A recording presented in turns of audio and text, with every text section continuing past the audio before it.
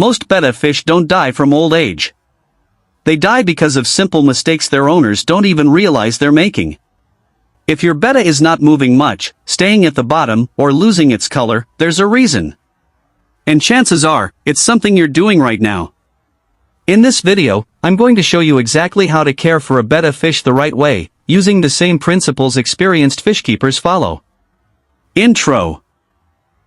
Betta fish are one of the most popular aquarium fish in the world, but they are also one of the most misunderstood. They are often sold in tiny cups, which makes people believe they can live in small spaces. That idea is completely wrong. A betta might survive in poor conditions, but it will not thrive. And over time, stress from bad conditions will slowly kill it. If you want your betta to live a long, healthy life, you need to understand how their environment actually works. Section 1. Tank size and space. The first and most important factor is tank size. A lot of people keep bettas in bowls or very small tanks.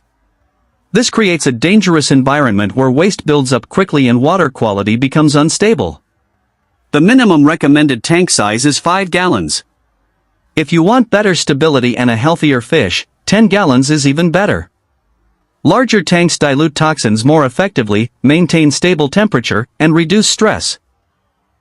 A small tank might seem convenient, but it creates constant problems that harm your fish over time.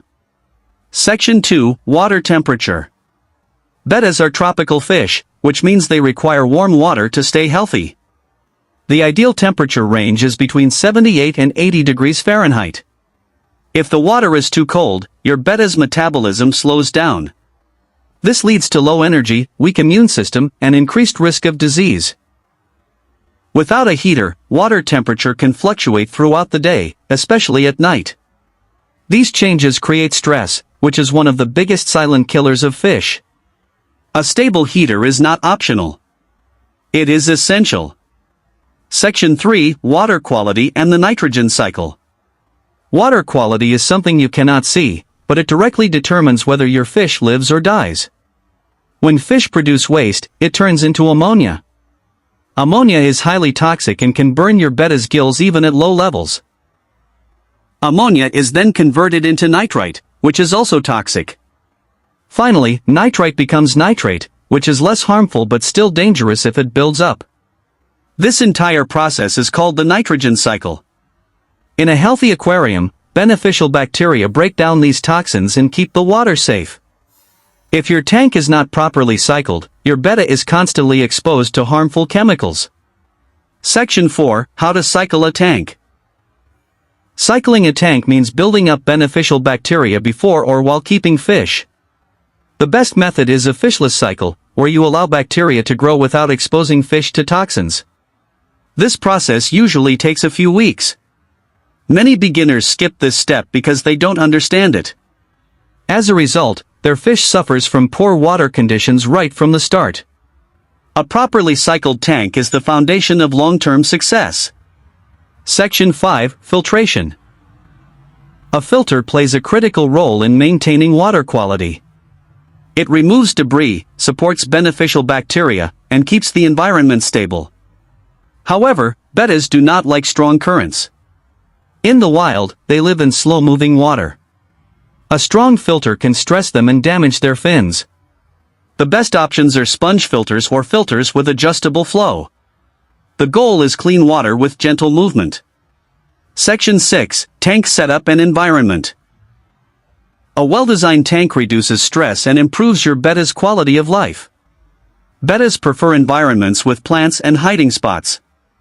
Live plants are ideal because they also help improve water quality. If you use artificial plants, make sure they are soft and not sharp. Sharp decorations can tear a betta's fins, which can lead to infections. Your betta should also have easy access to the surface, since they occasionally breathe air. Section 7. Feeding. Feeding is one of the most misunderstood aspects of betta care. Many people believe feeding more food makes the fish healthier. In reality, overfeeding is one of the fastest ways to harm a betta. You should feed small portions, typically 2 to 3 pellets, twice a day. High-quality food with high protein content is best. You can occasionally add variety with foods like bloodworms or brine shrimp, but these should be treats, not the main diet. Overfeeding leads to bloating, poor digestion, and dirty water. Section 8, Common Mistakes. Most Betta problems come from a few common mistakes. Keeping them in small tanks. Not using a heater. Skipping water changes. Overfeeding. Not cycling the tank. Using strong filters. Each mistake adds stress, and stress weakens the fish over time. Section 9, Water Changes. Even with a filter, regular water changes are necessary. A good routine is changing about 25 to 30% of the water every week. This removes excess nitrate and keeps the environment stable. When doing water changes, always use water conditioner and match the temperature to avoid shocking your fish. Consistency is more important than doing large changes occasionally. Section 10, Reading your Betta's behavior. Your Betta's behavior is the best indicator of its health. A healthy Betta is active, curious, and responsive. If your Betta is hiding all the time, staying at the bottom, or not eating, something is wrong. These signs should never be ignored. The earlier you fix a problem, the better the chance your fish will recover. Section 11, Advanced Care. Once you understand the basics, you can improve your setup further. Adding natural elements like Indian almond leaves can provide antibacterial benefits and create a more natural environment. Keeping a consistent light schedule helps reduce stress. Avoid sudden changes in temperature, water conditions, or environment. Stability is the most important factor in long-term success. At the end of the day, your Betta relies on you for everything. It cannot escape poor conditions or fix problems on its own. But when you provide the right environment, you will see a completely different fish. Stronger colors, more activity, and even personality. That is the difference between a fish that survives and a fish that truly thrives. Call to action. If this video helped you understand how to properly care for your Betta fish, make sure to like the video so more people can learn the right way. Subscribe to the channel if you want more in-depth aquarium guides like this. And if you found real value in this content, you can support me directly by clicking the thanks button below the video.